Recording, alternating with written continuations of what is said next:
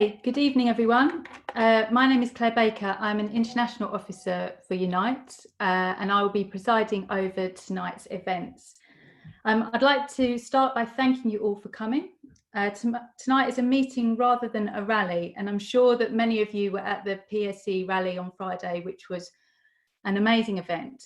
This is obviously a smaller event and is majority Unite, but I'm pleased to see that we have guests from the international trade union movement as well. It's also great to see so many activists, as well as members of the Unite EC, officers and regional secretaries.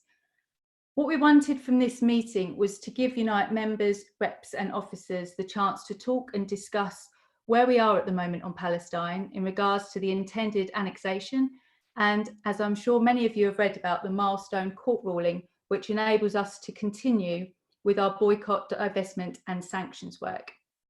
We are honoured to have with us Omar Barghouti, the chair of the Boycott, Divestment and Sanctions Committee in Palestine. And this will be giving us an extremely important and first-hand account on his work. We also have apologies from Ben Jamal, the director of PSC. However, in his place, we have Louise Regan, the vice chair of PSC, who has kindly stepped in. She'll be talking to you about building the BDS campaign in the UK and what the current focus of Palestine Solidarity Campaign is. We are also very lucky to be joined by Keith Jacobs, our colleague from South Africa, who will bring in just before Simon at the end for a short intervention. Before our discussion starts, I just need to let you know of a couple of technical and housekeeping points. All of the participants are on mute for the meeting. This is firstly because of the practicalities and timings of these online meetings, which I'm sure many of you are used to by now, but also for security, especially on this issue. Some of you may know that there have been issues with similar meetings with hackers, etc. We are aiming to keep the meeting to an hour and hope to finish on time at 7 p.m. The chat, which is found at the bottom of your screens, will be open throughout for you to post any questions that you have for our speakers. In order to break it up, we do have a couple of people who have said that they'd like to ask a question verbally, so we'll invite them in during that session. Any questions on the chat that do not get answered, we will endeavour to get written answers for you over the next few days. It is important for all of the participants to please bear in mind the Unite Dignity policy when writing in the chat, and I'm going to try and get that as a link to be put onto chat for you to look at. Before I give the floor to Omar, I'd like to pass it to Jane Taylor, the Vice Chair of the Unite Executive Council, to give the formal welcome. So Jane, it's over to you. If we can find Jane. Need to unmute. Can you hear me now? Yes? Great. Hi everyone and good evening. My name's Jane Taylor. I'm the Vice Chair of the Unite Executive Council. Honoured to be Chair of the International Committee, and I also sit on the Labour Party NEC. And it's a real privilege to be here today, and I want to formally welcome you all on behalf of Unite the Union Executive Council. Omar, it's an honour to have you here, and it's great to have Louisa as well. I think you are all well aware of how important Unite takes its international solidarity work. And I am proud of the work that we've done over the years. We've always stood shoulder to shoulder with those in suffering oppression. We've stood with the Cuban people. We fought apartheid in South Africa, and we stand with our brothers and sisters in Colombia. And also we stand with the Kurdish people in their struggle. But Palestine is and always has been one of our highest priorities. Unite has sent delegations to Palestine at least twice a year, and we've been at the forefront of the BDS activities in the UK in companies where we have membership, such as Sainsbury's, HP, Viola, Barclays, HSBC and Caterpillar. We've always supported the fringes at the TUC and the Labour Party conferences, and we've pushed the Palestinian cause within the trade union movement federation that Unite affiliates to in Europe and globally, and help organise the unique global demonstrations that went to Palestine last year. Like I said, I'm really, really proud of the work we've done. And Simon Dubbins will be speaking at the end of the meeting on how you can get more involved and how we can further build our solidarity. I'm now going to hand back to Claire, so stay safe, everybody, and thank you. Many thanks, Jane. I'd like to now introduce our speaker, direct from Ramallah, Omar Barghouti. Omar is the co-founder of the Boycott, Divestment, Sanctions movement, which is a Palestinian-led movement inspired by the South African anti-apartheid movement, campaigning for freedom, justice and equality for Palestinians, urging action to pressure Israel to comply with international law. In 2018, it was nominated for a Nobel Peace Prize, and Omar himself won the Gandhi Peace Award in 2017. Over to you, Omar. Thank you very much. I thank Unite the Union for this kind invitation. I've met with your delegation several times, and indeed, we're very proud of Unite the Union's role in the BDS movement in the UK and in the international trade union movement. Palestinians and oppressed communities worldwide do not have the luxury to prioritize resisting COVID-19 over resisting structural oppression, which denies us our basic rights. We must fight both simultaneously, also because oppression makes fighting pandemics this much more difficult.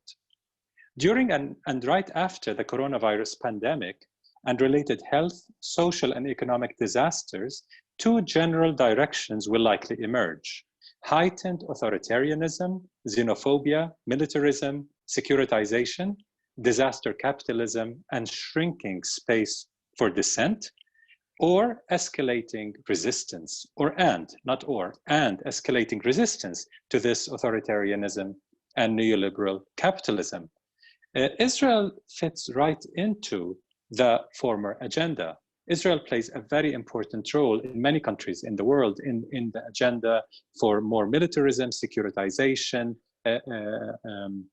surveillance, espionage technologies that are used by dictatorships around the world to hunt human rights defenders, journalists, LGBT activists, and so on and so forth.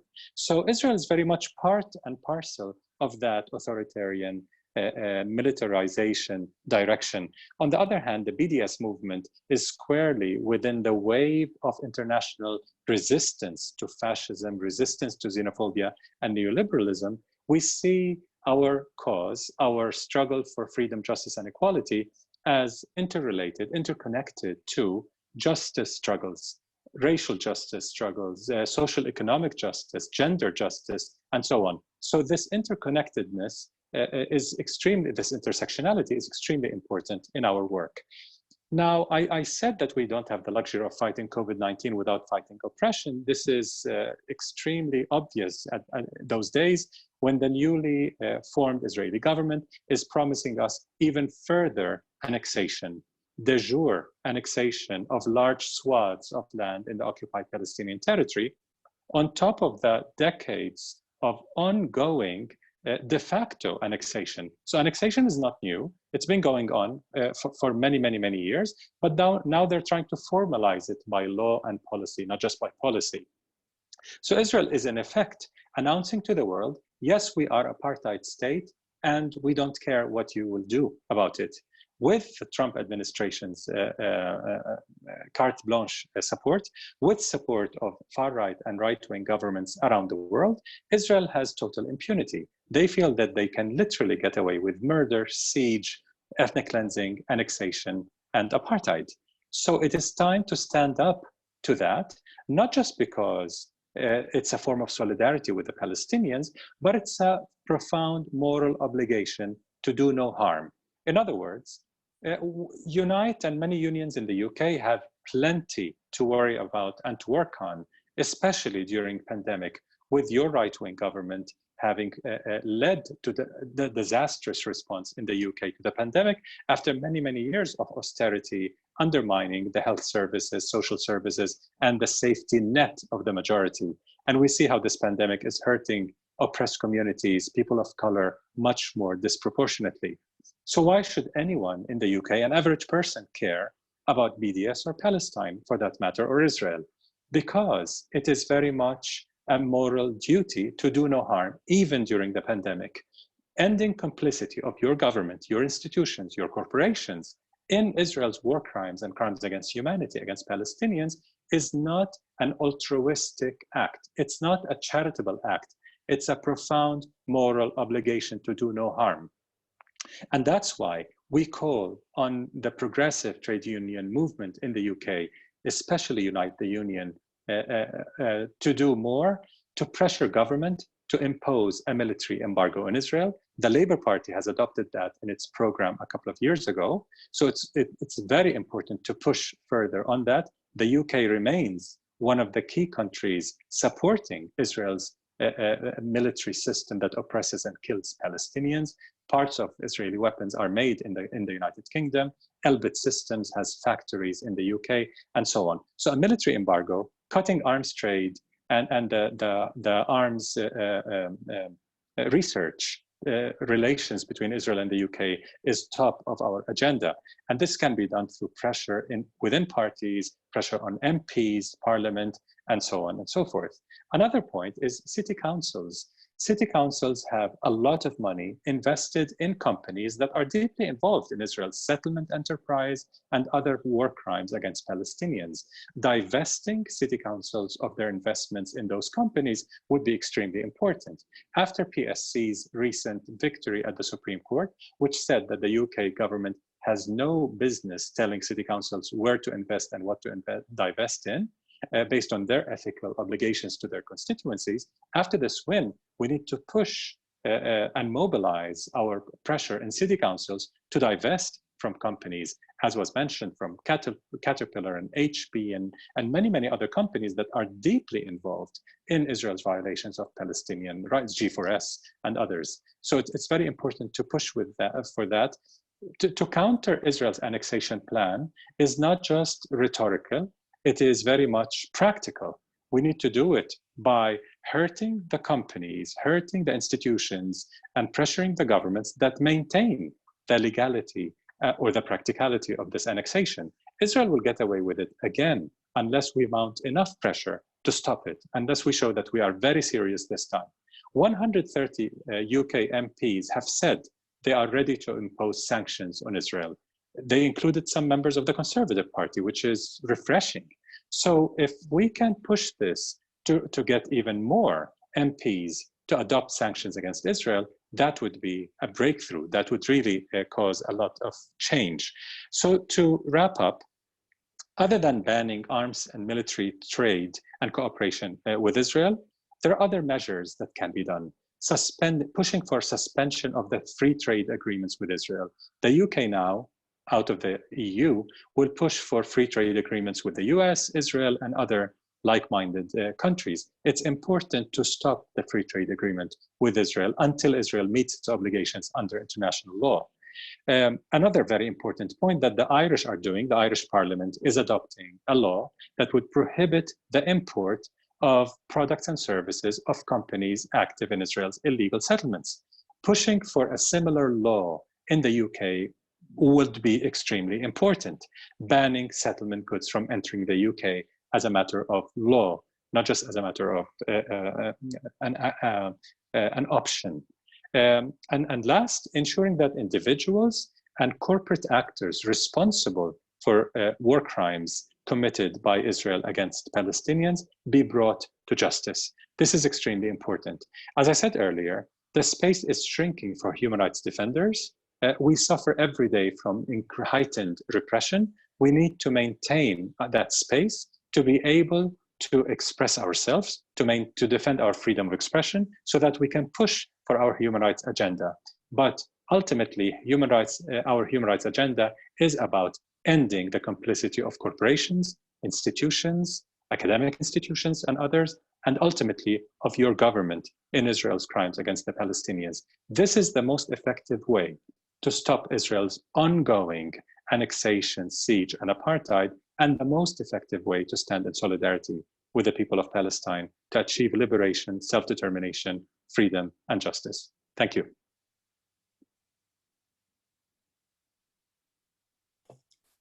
Thank you, Omar, very much. Just to remind you all, the chat is open to post any questions that you've got for Omar and Louise, who is just about to come up now. I'd like to introduce her. She is the Vice Chair of the Palestine Solidarity Campaign and a National Officer for Membership and Equality of the National Education Union. She's been actively campaigning for justice for Palestinians for many years and has visited Palestine twice a year for the last few years. So over to you, Louise, and please post your questions in the chat. Thanks. Okay, thank you very much, Claire, for that introduction, and thanks to Unite for hosting this. It's really important, the work that trade unions do in supporting Palestine Solidarity Campaign. So thank you so much for having this meeting in these very strange times when we all seem to spend more time in front of computers than we do anything else. Just really, I mean, I want to thank Jane as well for her introduction. I think she identified quite clearly the work that Unite has done, and we know that Unite is one of our key partners as a trade union. Simon, who hasn't mentioned this, but he is our trade union liaison officer, and he chairs our trade union advisory committee. And you know, we really appreciate the work that he does in bringing things forward in the trade union movement and engaging with us, because they're clearly at the forefront of the work that we're doing. And obviously it's wonderful to hear from Omar as ever. It's very hard following after him because he's such a wonderful speaker and so clear. So I will do my best to talk about what Palestine Solidarity Campaign is doing and what we need and would like you to continue doing, because you obviously as a union have done much for many years. Again, it's urgent times for Palestinians, as Omar has set out. You know, we've had the Trump deal and now the threat of annexation, which is obviously a real and living threat for the people in Palestine, and they need our solidarity more than ever. It's really important that we think about how we respond to that. Palestinians, as Omar has set out, have made very clear that what they need from us as a global solidarity movement is for us to work to end the complicity in our countries. And you know, we have our country and our government has a lot to answer for, that's for sure. So it's, you know, we need to put pressure on our government to end their complicity. So we nationally are calling for a ban on the arms trade and a ban on the import of settlement goods, and we have been doing that consistently for some time. Last week we held a briefing in Parliament, an online briefing, and had nearly 100 attending to talk about annexation. I think it's important that people realise that there is quite a bit of engagement around this issue, and it is starting to open up a space for talking about sanctions, which have become something that became a bad thing to talk about. You know, we were all very silenced around talking about sanctions, but actually the annexation has sort of started to open up that space a bit, and that's really important. And there'll be some things I'll refer to in a little bit that I think you as members and as a trade union will be able to do. Omar referred to the letter, so we've had 150 I think just under 150 MPs and peers now write to the government demanding a threat of sanctions if Israel goes ahead with annexation. But we have to remember, you know, even if Israel steps back from annexation, the people of Palestine are still living under a de facto oppression, you know, a regime that controls their every movement. They occupy their territories. And we still need to apply sanctions, even if the threat of annexation were to go away. One of the things that we do a lot of work around is the complicity of our public bodies. Unite the Union has been very actively involved in this. And we have already referred, or it has already been referred to, our recent success in the Supreme Court. So this is something that has been going on for some time now. Unite, as with other unions, have been at the forefront really of supporting us with funding for that battle, which has been an expensive battle for us to take, but also in raising that with their members and making sure that their members are aware about that. And that was a real victory for us, and certainly was received really positively in Palestine. And I know Ben often refers to this, but he had, on the day that we got the announcement that we had won in the Supreme Court, and that you know, what they had said around the divestment of local government pension schemes was not a thing that they were able to say as a government. Palestinian people contacted him to say what a brilliant victory was. You know, this is, you know, an amazing thing. And he was like, well, you know, it's not, you know, it's good, but, you know, we've still got lots of work to do. But what they said, and I think this is an important thing that we have to remember, is for them, they rarely win Palestinians rarely win against our government. So to have a win in the Supreme Court is a very positive thing for them. So we have to make sure that we use that win positively going forward now. And I know that you, Unite the Union, will be involved in our work around the local government pension schemes. And we will work jointly with other unions that are involved in those schemes to try and make sure we put pressure now on them to make sure that their money is not going into companies that are complicit in Israel's oppression of the Palestinian people. Obviously, you know, I think it's clear that the government's actions are part of a wider attempt to delegitimize the BDS movement.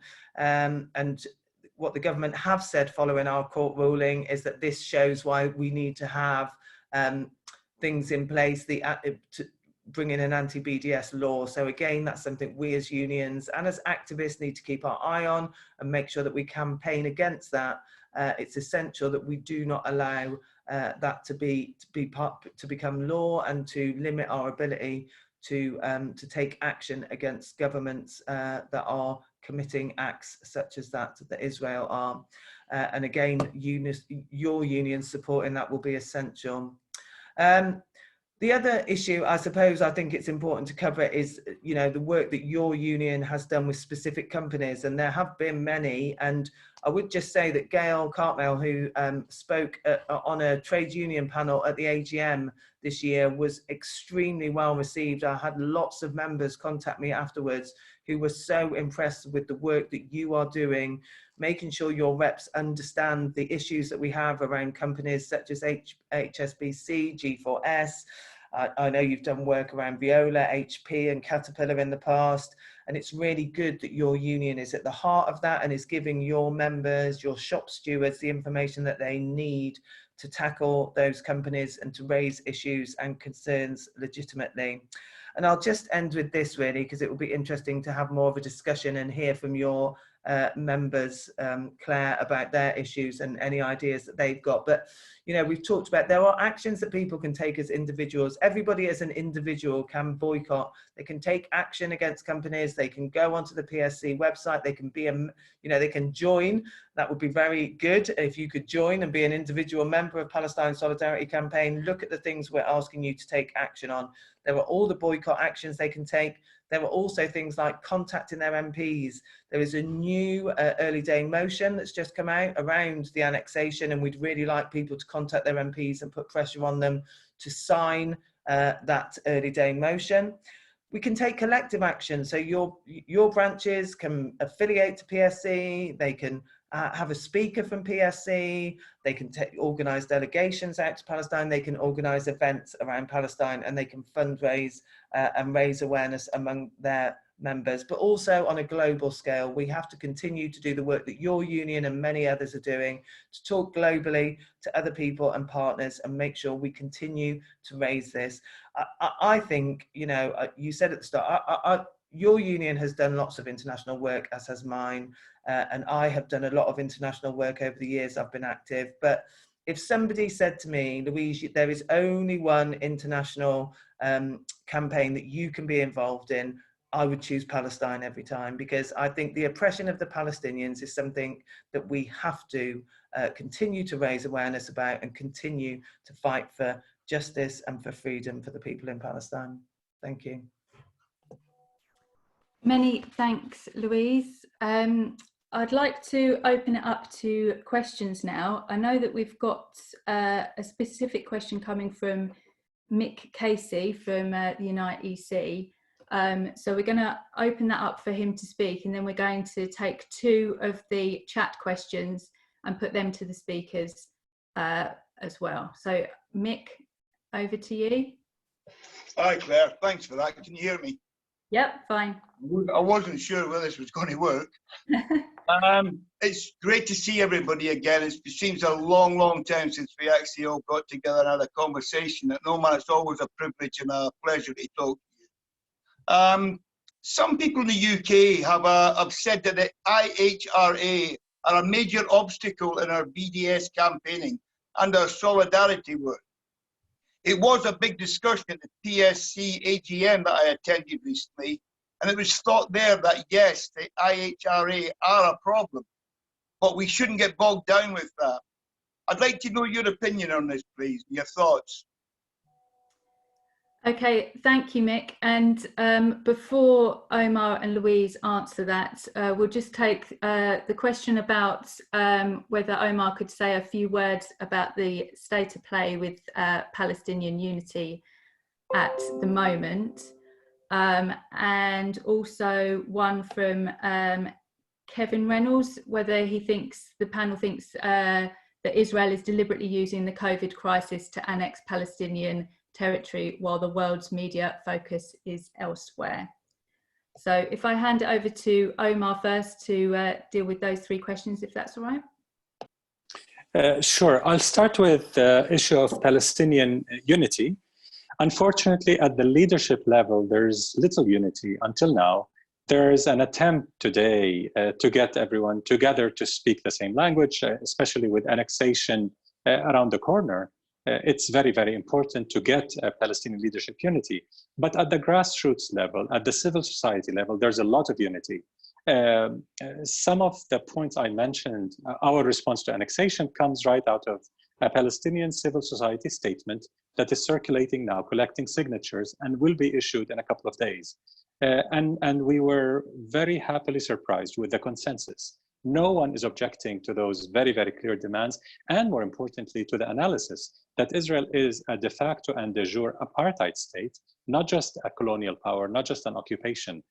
So I think there's more unity at the grassroots level. The issue about IHRA, is it an obstacle to BDS campaigning? It is, but we should not get bogged down. I absolutely agree. The best example is the Labour Party. Unfortunately, Labour did adopt IHRA against the best advice from all progressive forces around the world, especially from Palestinian civil society. This is a fraudulent definition of anti-Semitism that is designed to protect Israel from censure and to perpetuate Israeli apartheid and oppression of Palestinians. It has absolutely nothing to do with fighting real anti-Semitism, that is anti-Jewish bigotry, hatred, and racism, which we categorically and absolutely reject and condemn. The BDS movement has a principle of rejecting all forms of racism and discrimination, including anti-Jewish racism. We're proud of being progressive on this issue on principle, not as a tactic. And a point that I've mentioned before is that BDS is about fighting Israeli apartheid, oppression, siege, and ethnic cleansing. There is nothing Jewish about those crimes. It's Israeli crime. It's a state committing those crimes with the help of institutions and governments around the world, like your government. There's nothing Jewish about Israeli oppression. Therefore, there's nothing inherently anti-Jewish in fighting this oppression and calling for Palestinian freedom. We're proud for having many Jewish partners in the BDS movement, and they're doing great work in isolating Israeli apartheid. So we should not get bogged down. We should push to defend our space, to do BDS, but most importantly, let's push the concrete agenda. Military trade, banning settlement goods, free trade agreements, city councils divesting and excluding from procurement any company that's involved in human rights violations. That's the real agenda, despite the bogus, fraudulent IHRA definition. Is Israel using COVID to annex? Absolutely. From the beginning of the pandemic, Israel has been escalating its confiscation, its theft of Palestinian land in the occupied territory and building even more settlements. Israel has destroyed a clinic that Palestinians were setting up in the Jordan Valley to fight COVID-19. Israeli, what we call hashtag Corona racism, is so blatant in even publishing less information in Arabic for Palestinian citizens of Israel than in Hebrew, and publishing inadequate and inaccurate sometimes information in Arabic, and in a way preventing Palestinians to self-organize to fight the pandemic when the state is not offering them any services to fight it, like in occupied East Jerusalem. So there's a lot of Israeli corona racism, and Israel is certainly using the world's attention being on COVID-19 to annex more Palestinian lands. Absolutely. Okay, thank you, Omar. Louise, did you have anything to add on the questions we just asked? No? Okay, so we'll just take a couple more from the chat. I think these ones would be ones for you, Louise. Paul Peacock has asked whether or not we have a list of councils who have invested in Israel. And also Joanne Harris has asked, the election of Keir Starmer has made it much harder to openly support BDS and Palestinian rights, especially as we often get accused of anti-Semitism the minute we voice any opposition to Netanyahu and the right wing. So would you be able to deal with that question as well, Louise? Yeah, I can deal with those. I think I'm not sure that I mean, obviously we started a lot of work around councils divesting, and then we had the court ruling that said that we couldn't do that. So we're back to re-engaging with that work. So we've done some freedom of information requests to find out where we're at. So we're sort of in the early stages of taking that work forward. And obviously your union, along with others that have people in that local government pension scheme, are heavily involved in that work and driving that out. So there will be more information coming out, and I'm sure Simon will be able to share that with members once we've got a bit further down the line with that. In terms of the election of Keir, so PSC nationally has met with Lisa Nandy to talk to her about the work that we're doing.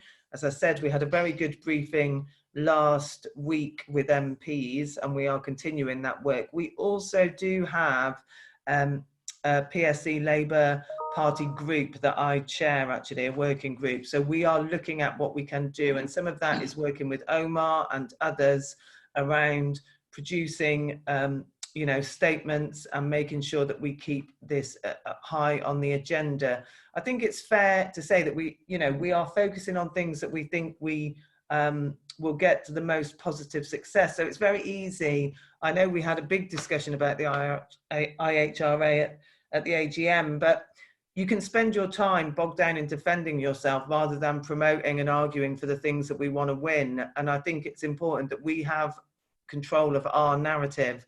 And that is the work that we are doing now within the Labour Party. So we have already passed good policy within the party. We have to maintain that policy and fight for it. But we have to continue to raise awareness about the situation on the ground. And the annexation gives us a way in at the moment and is something that MPs seem to be taking up and are keen to tackle. And we have to use those discussions with MPs to continue the debate, to continue to raise awareness that, yes, annexation is an issue, but actually there are many, many more issues, and we want our MPs to be engaged in challenging that.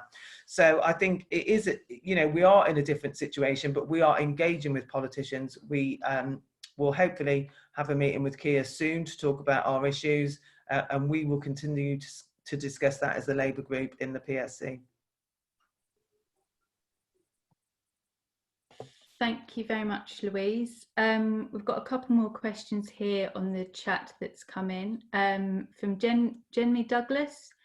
How can we support Palestinian LGBTQI community, as due to Israeli government restrictions there are barriers to raise funds to groups such as ASWAT? This means young Palestinians have limited access to resources about their sexuality and rights. And from Jean Fitzpatrick, there's so many pro-Palestine groups in the UK. Is there a way all these could work more closely together? So maybe the first one to Omar and the second one to Louise, if that's okay. Thank you. Sure. Yeah, Palestinian LGBTQI groups have organized for years against the double swords, basically, the sword of homophobia and the sword of occupation and apartheid. Just like the women's movement in Palestine, they were fighting for gender justice and also for national liberation. They see them as going hand in hand. Nothing comes after. They all go hand in hand because we see an intersection of oppressions racial oppression, gender oppression, national oppression. And therefore, we have no choice but to fight all these oppressions in parallel. For Palestinian LGBT groups like Aswat, they've been very clear that we need to stand against Israel's pinkwashing, using gay rights to cover up its crimes against Palestinians. It's very important to reject the pinkwashing agenda of Israel, promoting Tel Aviv as a gay haven and the gay pride in Tel Aviv and so on and so forth. It's very important to show that this is a facade that covers up very nasty, evil crimes being committed against the entire Palestinian people, gay and straight alike. At the same time, groups like Aswat and other LGBT groups, Palestinian LGBT groups, are fighting for recognition of gay rights, for equality for LGBT people among Palestinians, and they're doing a lot of education in that sense, and we're very proud of what they're doing, and we work a lot together. Thank you. And Louise? Yeah, I mean, there are a number of pro-Palestine groups. That is very true. We do work collectively with a lot of those groups on specific issues. Some of them have more focused activity around their work. So we are, we do try wherever possible to work collectively, and we will continue to do that. PSE is obviously the biggest group in the UK working around Palestinian rights, but we do try and work with other groups collectively. Okay, thank you. Is there anybody else that would like to come in before we move on? No? Okay, well, I'd like to therefore bring in our colleague Keith Jacobs from South Africa, who would just like to make a short intervention here. He is the Regional Secretary for Africa for Uni Global Union. And he visited Palestine with Unite in 2019. So over to you, Keith. Good evening, comrades, and thank you very much to Unite for the invitation to participate in this conversation on Palestine. Our late President, Comrade Nelson Mandela, once said that our freedom is incomplete without the freedom of the Palestinian people. And that really was the principle and key driver of the South African campaign of progressive South Africans in the support of the Palestinian people. Their fight for self-determination is the fight that we had for many, many years against an evil apartheid system. And we have a very active BDS movement that many of us in the trade union movement are part of that. The federation that I used to, the affiliate that I used to lead, COSATU, our campaigns are well documented in the support of our comrades, in support of their struggles in Palestine. I mean, when I visited Palestine last year with the Unite delegation, I came back and I told comrades that, you know what, you will never really know, until you actually go and visit, and experience what our fellow comrades in Palestine are experiencing. Because for me and for many of us that visited Palestine, is that apartheid that is meted out by the Israeli government is even worse. And it's actually worse than the apartheid that we suffered, under the National Party for many, many years. And for us, it is very important, comrades, that we in fact, especially at the time of this COVID-19 crisis, heighten our support and our call for the disinvestment, against the Israeli government. Because, for us in South Africa, our struggle was a four-part struggle. And one of the key pillars of that struggle was the international disinvestment campaign and sanction campaign that was instituted by many governments against the apartheid government, I mean, we know that there were some of those governments that supported them, but when they felt the economic, strangle, they had to go and started to meet with the African National Congress, during that time. And that, in fact, assisted us in enjoying the democracy that we have today.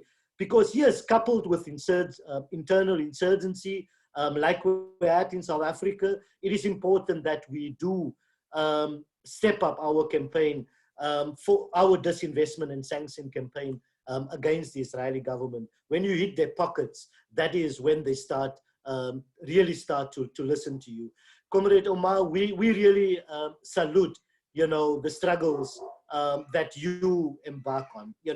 Just last week we had a conversation with comrades in the BDS group, where again the plight of young children whom are in prison, was highlighted. And when we visited, just lastly, when we visited the organization dealing with children, I could relate to that. I was just 13 years old, when I was thrown into prison, and I could it's just unimaginable to think, what the children under, in a military prison camp are going through. So we salute your struggle, Comrade Omar, and the rest of the Palestinian. We salute the unions like Unite the Union, with that always within Unique Global Union push forward progressive policies. In fact, that actually in our Congress in 2017, it is through those pressures that actually the Congress adopted that we should now move towards the implementation of the 2014 Cape Town resolutions. And that is to put pressure on companies that do business within occupied West Bank. So we salute those struggles, comrades, and we are with you, with the comrades in Palestine, and we will fight side by side with our comrades in Unite and elsewhere in the support of our comrades in Palestine. Thank you very much for the opportunity once again. Thank you, Keith. That was fantastic. Omar, would you like to respond to Keith at all on what he has just said?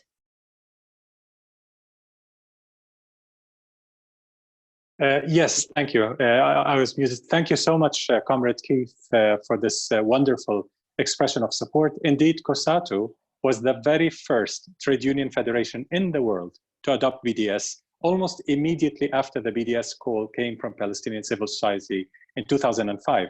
Other trade unions like CUT in Brazil, and of course the TUC in the UK, and others have joined BDS as well. So we very much appreciate the trade union support. And indeed, just like Comrade Keith said, when I met Archbishop Desmond Tutu in Cape Town, he said the exact same words. He said, Israeli apartheid against you is even worse than what we've ever suffered. We never had F-16 bombers bombing people like they do to Gaza, to the 2 million Palestinians in Gaza. But what matters is the same international solidarity with your struggle in South Africa is now being mobilized to end Israeli apartheid. And that's a very important point. I don't know if I should address Simon's question now or later about the US and the international movement. Simon had in the chat a question, or?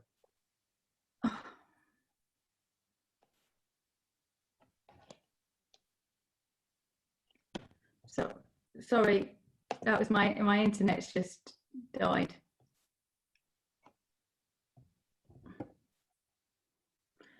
Yes, can you hear me now? Yes, Omar, please go ahead, answer. Sorry, mate. Okay. We're having a few issues there. Okay, yes, no problem. Yes, thanks, Simon, for this question. It's very important to see BDS as a global movement, and the US being the belly of the beast is absolutely the most important area for the BDS movement. It's very important to note, actually, most people in the UK do not know, but the Democratic Party in the US, there's a 60% support for sanctions against Israel to end its occupation and settlement policies. 60%. Among the US population at large, Democrats, Republicans, and independents, there's something like 46% support for sanctions. Almost half the American people support sanctions on Israel. BDS is growing tremendously. with a lot of partners in the US, especially Jewish Voice for Peace, and key partners within the largest churches. The largest churches, the Presbyterians, the United Methodist, United Church of Christ, and others in the US have divested already from companies like HP and Veolia and Caterpillar in some cases, and other companies that are proven to be involved in Israel's crimes against Palestinians. We also saw some trade union traction, not like the UK. The US is still weak in the trade union movement, as you know, but several trade unions have come out in support of BDS, like AFL-CIO in Connecticut. The branch in Connecticut has come out in support of BDS. United Electric Workers, several chapters have supported BDS, and so on. So we're seeing a lot of traction in the US. BDS is today debated in the US Congress with a large number, increasing number for the first time ever, of members of the US Congress calling for leveraging aid to Israel to end its violation of Palestinian rights. Conditioning aid to Israel. We never heard such terms a couple of years ago. Now it has become much more mainstream with the Sanders campaign and progressive Democrats, people of color, especially more women, more LGBT activists, more younger activists pushing a progressive agenda. Palestine is becoming at the center of this progressive agenda, very much intersectionally connected with struggles for other forms of justice in the US. Okay, thank you, Omar. Louise, would you like to come back on any of those points? No, you're good? Okay. So I'd like to bring in our last speaker now. He's going to speak on how you can get more actively involved and how Unite can build its solidarity with Palestine. Simon Dubbins is the Unite Director of International and the Chair of the PSC Trade Union Advisory Committee. He's also worked closely with Labour Friends of Middle East and Palestine and the Labour and Palestine groups, and has worked hard to move the global trade union movement to address the struggle of the Palestinians.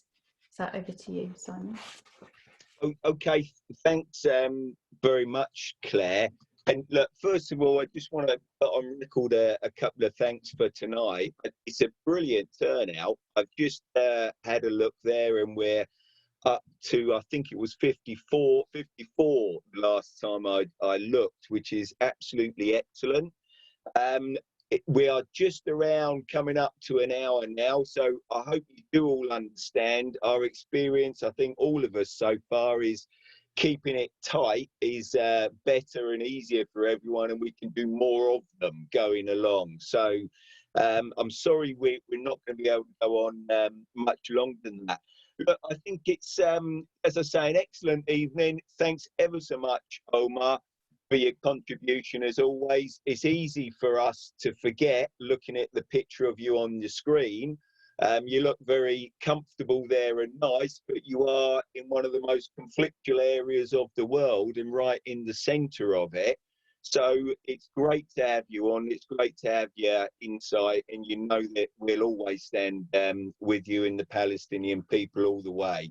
Likewise, Louise, your efforts have been tireless for PSC and all the rest of it. So thanks ever so much for sharing your thoughts and insight with us, and also obviously to Keith, who's in South Africa, and as always put that brilliant perspective on it and drew the parallels. And we should take heart from that, because many people thought we'd never get rid of apartheid South Africa, but we did. And although there's lots of problems, that was one massive leap forward. And just as we helped get our union, helped get the Cuban Five freed, and we fought with the Colombians for the peace process and their human and civil rights, so we can see that our international solidarity does make one hell of a difference to people, and it's vital that we carry on. And as was mentioned at the top by Jane, Claire, Louise and others, Palestine and solidarity with Palestine, along with our work on Colombia and the Kurds and the Turks, is one of the top priorities of our international solidarity work. From Unite perspective, I think we have people take part in delegations to Palestine at least twice a year, Sometimes regions are doing things themselves as well, and some sectors have. So I'd absolutely encourage you. Keith mentioned, or another colleague mentioned, something changes when you go there. And I know Omar's colleague, Mustafa Barghouti, always talks about how vital it is to have multipliers, people that have seen it with their own eyes and can come back and talk about the reality of their experience from their heart. And it does have a huge and important impact. Many of the contributions mentioned how Unite has been at the forefront of the BDS work, and it's vital because it's taking it from emotion or an abstract policy and turning it into reality that is important. I've been involved in a number of discussions with our reps in HP, in Sainsbury's and HSBC when a colleague from Palestine Solidarity came to address the National Committee. And my God, if you can see the difference that makes when reps themselves in some of these key organisations start saying, I didn't know that was going on, and if I had have known, we could have tried this, or I've got access to this information, or did you know this was happening? And the power and ability that we have got as a union to make those connections and drive that campaign forward are absolutely huge. So we need to keep building on that, and as many companies as we possibly can. Your union put solid financial backing and political backing behind the court case that we won a couple of weeks ago. I think it was you, Omar. I know a colleague from Palestine said it's the first time they've ever known a decision taken in the British state actually help Palestinian people. I think it was a bit of a pleasant surprise for everyone the way that decision went from our justice system. But it's a massive win, and we should take heart from it. And we should not forget all the issues about IHRA and attempts to stop us. Yeah, they're nibbling at us, they're causing a few irritations, but they absolutely have not stopped us, and nor will they. And we need to keep focused on that and building the campaign going forward. We've done some great stuff in the federations. Keith, if we'd have had time, could have told you about the arguments to get the uni position. And now we're really working on concretely implementing the BDS position and the solidarity with Palestine. But we've raised it in all the other federations, in industrial, in public services international, and some of the others too. And that's critical for us making this properly and effective global movement. We mustn't forget this bloody government, as many of you will know, is planning a law to try and restrict BDS campaigning and BDS activities. We've already had some very good meetings with broad coalitions to work about how we deal with that, because this is an issue for us in terms of our solidarity work with Palestine, but there's also a broader civil rights issue about actual democracy and freedom of speech and us being able to take decisions. So we need as wide a coalition as we possibly can to deal with that law when it finally does come through. They haven't, as far as I'm aware, published anything concrete yet, but it is there and they will be back. So we're going to have more battles further down the road on that front. So look, what we need, colleagues, is I know we always say this to you, but it's no problem to repeat it again. We need you involved in this meeting, and we need all of your colleagues to understand what is going on in Palestine and the crime that is being committed there. We need your branches to affiliate to Palestine Solidarity, if you can, to get active with them, to take part in more of these events online. Make sure your region is properly involved, affiliated, and taking part. And in your workplace, just take the opportunity as much as you can. I know everybody has got a lot on their mind, and understandably at the moment, people are worried about their jobs, they're worried about the health and safety and everything. But look, every opportunity you get and everything you can do to open people's minds to what is going on and get them to engage and understand it.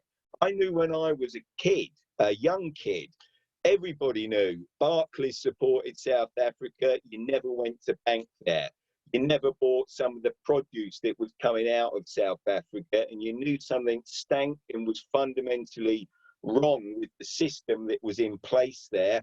We need to build the same awareness and understanding, and nothing, in my view, is more powerful than when South Africans say, we've been there and that's even worse than what we experienced, as Omar rightly pointed out as well. So look, thanks to everybody for taking part. I think it's been a brilliant event.